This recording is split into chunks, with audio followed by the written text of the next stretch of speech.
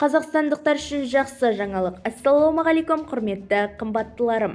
Егер осы турасында толығырақ мәліметке ие болғыңыз келсе, арнамыздағы подписаться және де бір ғана лайк түймесін басып, видеоролигімізді соңына дейін тамашалаңыздар.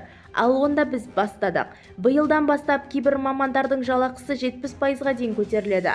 Авторларды қорғау орталығы хабарлайды.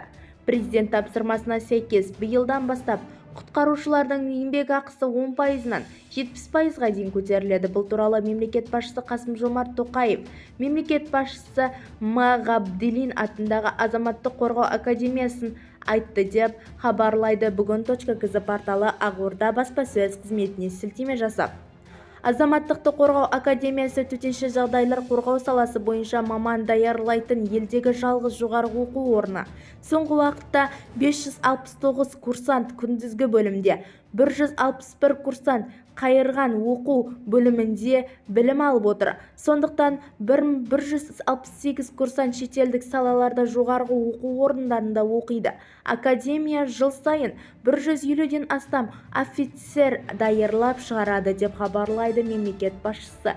Бізді тамашалауды жалғастырыңыз және каналымыздың дамуы үшін өз үлесіңізді қосқан жағдайда бір ғана лайк түймесін басуды ұсынамыз.